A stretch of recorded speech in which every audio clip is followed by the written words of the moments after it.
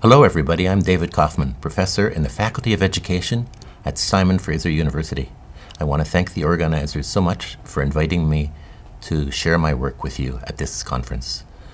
I wish I could be here with you, but at the present time I'm a visiting professor at the University of St. Andrews in Scotland. I wish everybody a very successful conference, and I hope that you've been enjoying it so far. I'd like to talk to you about my work on digital gaming and older adults. I'd like to begin the presentation by sharing with you the co-investigators of the project. I've had the very wonderful privilege of having Andrew Sixsmith, director of our Gerontology Research Center, as my co-investigator for the last few years. Andrew and I have done some fantastic work together, and the other people that you see listed there are people that I've been working with for quite a few years in the area of digital games for learning. We've now changed our focus to digital games for older adults. So let me tell you a little bit about the work that we've been doing. I'm going to begin by talking about the SSHRC project, Social Sciences and Humanities Research Council project, that's funded for 4 years, called Aging Well, Can Digital Games Help? And you can see some images there of older adults. It deals with older adults playing different kinds of games. It deals with intergenerational play as well, and a whole variety of really interesting aspects. I'm very excited about this project, and the purpose of it is actually to examine the use of digital games to enhance seniors' quality of life. And by digital games, we're not using the term just video games, but we mean games played not only on video game machines, but on a computer or on a handheld device, as well as a video game machine. And these games can be played face-to-face, or they can actually be played online as well. And the key thing about our project is that it will investigate the use of digital games to enhance seniors' cognitive capacities, socio-emotional lives, and essentially the quality of life for seniors. So you might wonder how we're going to do that. Well, we have 3 key research questions. The first one is, can seniors' cognitive functioning be maintained and enhanced through the use of digital games? For example, working with people with MCI, mild cognitive impairment, can we actually use digital games to delay, for example, the onset of dementia? And we're also, of course, working with normal seniors who don't have these issues, but that want to, in fact, maintain or improve their cognitive skills. Also, the area we've been focusing on quite a lot, actually, is can seniors' social and emotional lives be enhanced through the use of digital games? Because we know issues such as loneliness, depression, and particularly social engagement are so important for seniors. And the third question is the practical one. What are the key implementation factors? What do we have to pay attention to effectively do this, to effectively use digital games with seniors?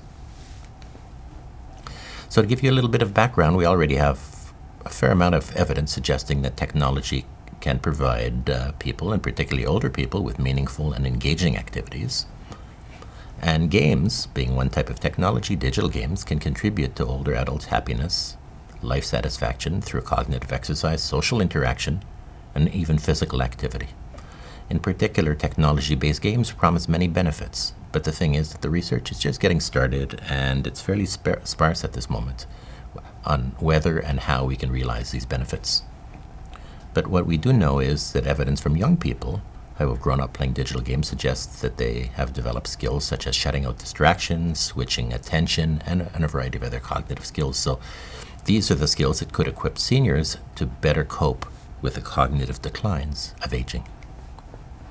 So looking at some of the cognitive factors, that we know that right now a fair amount of research is being done in this area to show that digital games have the ability to stimulate many cognitive processes at once.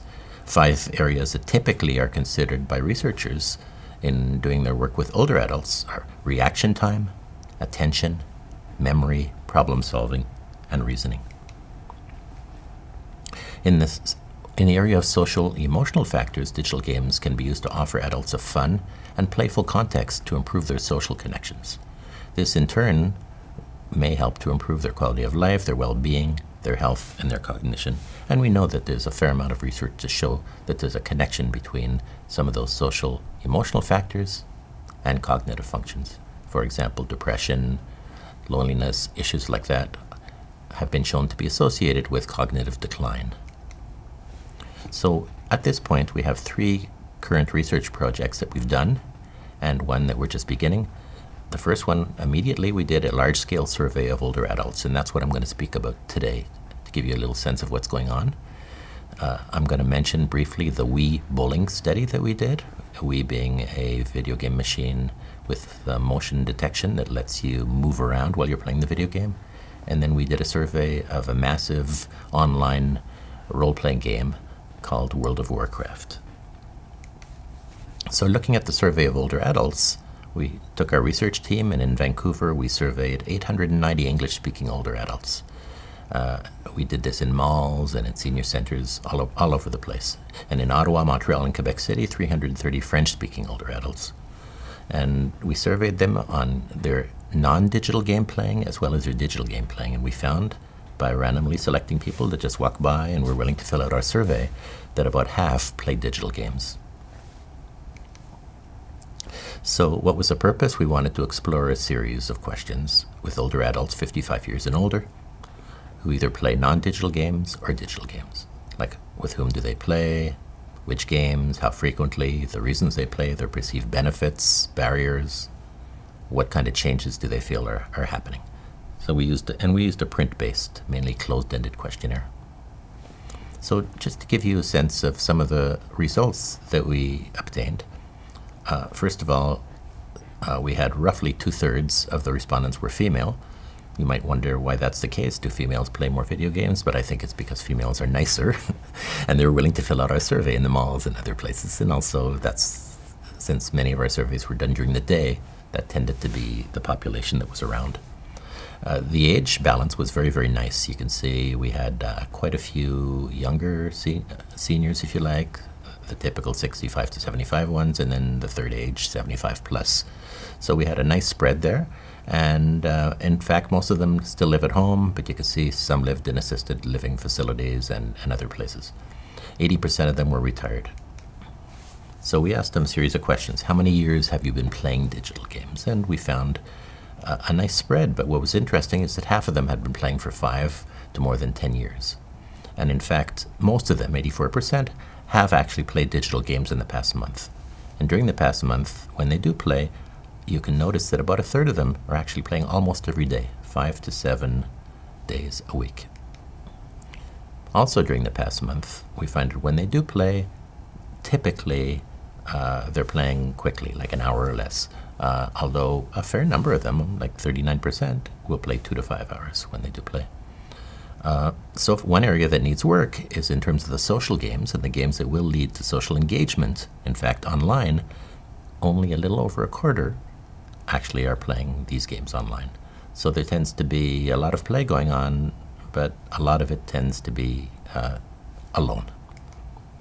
So we asked them, what do you think are the greatest benefits of playing these digital games?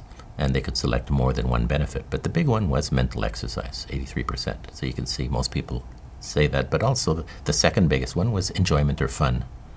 At this point, social interaction, escape from daily life were the other two. And a minority stated those, but I think it's because many seniors haven't experienced the benefits of social interaction through video games yet, or digital games, and that's some of the research that we're doing now. The main difficulties, there weren't that many reported, but about 1/5 said too complicated was the main difficulty, and then a small number mentioned things like the controller was too difficult or they didn't have access to the technology. So we don't see a lot of barriers here. In terms of cognitive benefits, we said, tell us for each of these areas, cognitively, did you actually improve or increase your skills? Did they stay the same or did they decrease? And almost no one reported a decrease. A few reported no change, but you could see the numbers there, that the majority are reporting that they had an improvement or an increase in their ability to focus attention, better memory, speed in reacting, problem solving, and reasoning. So they're reporting a lot of benefits. In terms of socio-emotional benefits, again, we asked them in various areas, and although they're not as great, we still see developing self-confidence is a big one for 42%, dealing with loneliness, about 1/3, connecting with family, and you can see a series of them, even down to dealing with depression, with close to, with 24%. Again, almost no one reported a decrease.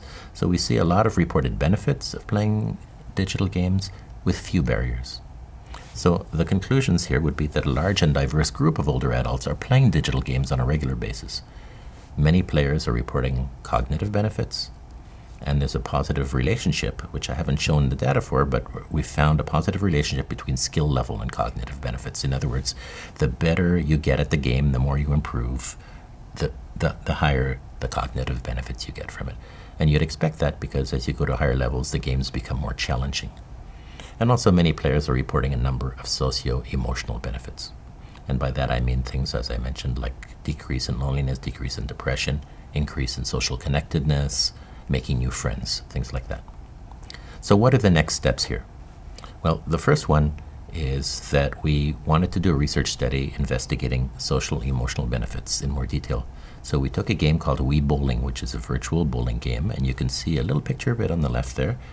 You pick your little avatar who bowls, and you can see on the right a lady getting ready to bowl, and the person on her team sitting there looking a little bit upset because I guess he's not doing so well. So I'm going to take just 20 or 30 seconds and show you a little video so you can get a sense of how this game works. It wasn't crowded and there wasn't a haze of smoke, but on January 30th, about a dozen area seniors stepped back in time to experience what life was like at an old-time bowling alley. This time, they used some new technology to do it. Using a Nintendo Wii video game console, residents at Fairport's Maplewood Estates took their shots at strikes and spares. Okay, so what are the research questions that we asked in that study? Well, number one, does playing the Wii Bowling game on a team increase social connectedness? Does playing Wii Bowling on a team decrease loneliness? And which social emotional experiences do older adults have while playing the Wii game for 8 weeks? Because what we did is we created a bowling tournament. We had teams in 14 different centers all over the Greater Vancouver, teams of 3 or 4 players that played together, competed against one another, and we gave prizes at the end. So it was a very social event, a very exciting event. The scores were posted on the website every week, etc. And as you can see, a little description there: senior centers, retirement villages, community centers were approached. We had 14 centers, we recruited, and we offered cash prizes. And what we did is we tested with pre and post questionnaires on their background, their loneliness, their social connectedness, even their attitude towards video games to see if that would change. We used the UCLA loneliness scale and a social connectedness dimension scale. And if we look briefly, we had 73 participants there, of which again 71% were female, 28% were male. However, if you look at the age distribution, what was really interesting is that a little over a third of them were 85 years old or older.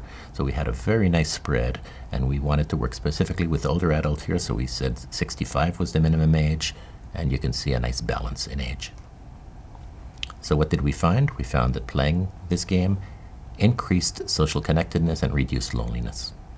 And the themes that came out of our interviews and the qualitative part of the research, that people reported increased interactions with others because of the Wii, and that means not only when they were playing, but outside of the games during the week when they were waiting for their next weekly game. They had better social connectedness and conversations about the game and about the Wii with their family and their friends. Finally, we had a graduate student who did a survey of World of Warcraft, a massive multiplayer online role-playing game. And she surveyed more than 200 adults, but 177 of the questionnaires were actually usable, and between the ages of 55 and 75. And we found that more than 2/3 were males, there were younger seniors, heavy gamers, and most of them playing at a fairly advanced level in the game. People with less than high school degree played significantly more than those with a higher degree. And the oldest older adults played more than the younger older adults, probably because they had more time. And what we found was they appreciated the emotionally gratifying social contacts that they made in World of Warcraft. They enjoyed the relationships, and there were effects on loneliness, depression, social support, and belongingness.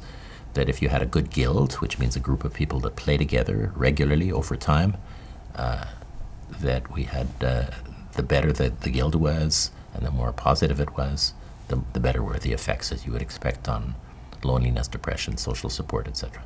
So the next study we're doing is a bingo study, And what we're gonna, it's a PhD student of another student, and what we're doing is looking at the topic of nutrition and exercise for seniors. And the way the game works, as you see on the screen here, is that when your number comes up, for example, on this card you could see if B2 came up and it was called, then before the person could put their token down on the square for B2, in the bottom right hand side of the screen you see a little window in there, and a question will pop up in that window.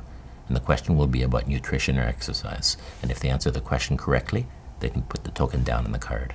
So essentially the way that the game works is they're playing a bingo game, but they're learning while they're playing the bingo game.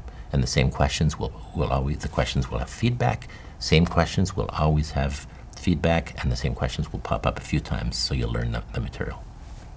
So in conclusion, technology has great potential to improve older adults' quality of life and to provide social, emotional, and cognitive benefits. And there are many ways that older adults use technology. We know that. Email, Skyping, Google, online banking, online shopping, word processing, photo editing. However, digital games provide an enjoyable, engaging, and a deeper way for adults to use technology. So I want to thank the Social Sciences and Humanities Research Council of Canada for funding for this project. And this is the end. You can see a picture of myself and my wife playing a digital game. Unfortunately, it's reached the bedroom. Okay, so that concludes my presentation. And again, I want to thank the organizers for inviting me and giving me the opportunity to share my exciting project with you. And I hope that for some of you, this has gotten you a little bit excited about actually trying to play some digital games and recognizing that there are some real benefits from those games. So I wish all of you a great conference and enjoy the rest of the session. And I look forward to actually seeing some of the PowerPoints myself when I get back. Thanks very much. Bye now.